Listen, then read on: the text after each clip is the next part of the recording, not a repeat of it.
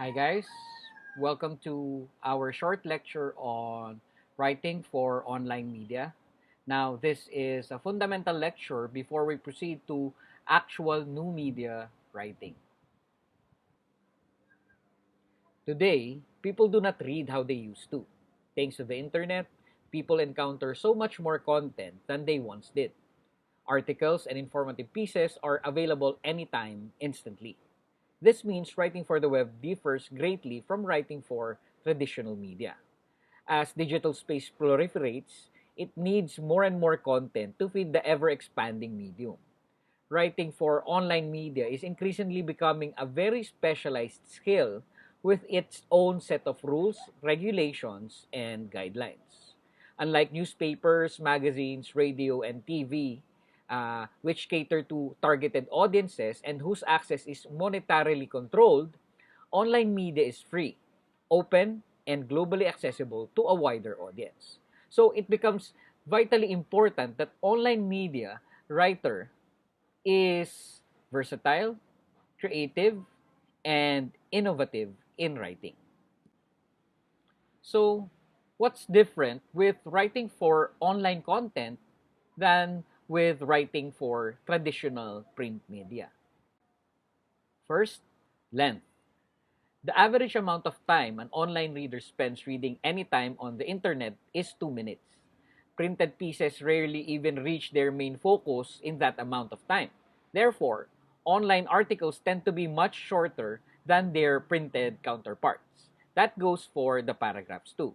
Instead of long segments of prose like you see in a newspaper or a magazine, the paragraphs in online articles should end after a few lines. Next, reader attention. Online articles have to fight for a reader's attention. Although readers generally go to an article or page intentionally, this is because the internet is highly interconnected. Most articles are nested among other links, moving images, flashing ads, and other clickable contents that is vying for the reader's valuable attention. So, in order to maintain their interest as long as possible, all pertinent information needs to appear as close to the beginning of the piece as possible. Otherwise, the reader may lose patience and navigate away. Third, links. Print does not have hyperlinks. It may seem silly to point out, but when it comes to citing source materials, print traditionally features a list of works cited near the end, while most online posts contain links throughout. So readers can easily click for more information and read the source material or the source content. However, that means link can also prevent the reader from reaching the end of the article. A problem print rarely has unless the article is simply poorly written. Fourth, search engine optimization or SEO.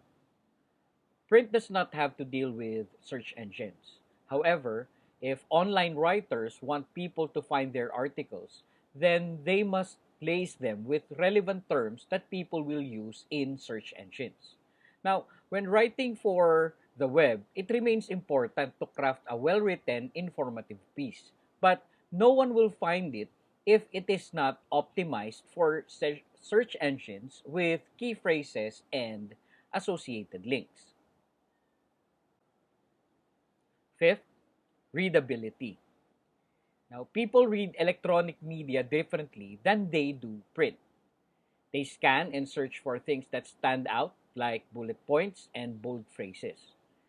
Therefore, writers must arrange information for their readers so they can absorb it quickly.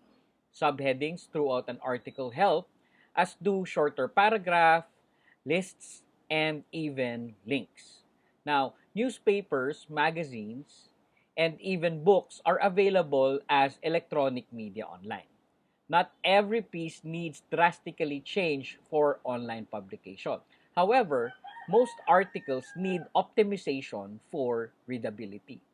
Now, writing for the web poses unique challenges that print does not have, like competing with moving images for readers' attention and optimizing content for search engines. But good writers can transition easily between the two media.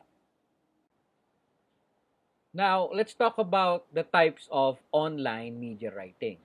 Now, online media contains various genre of write-ups, including news, articles, features, photos, lifestyle entertainment, sports, health, and business stories.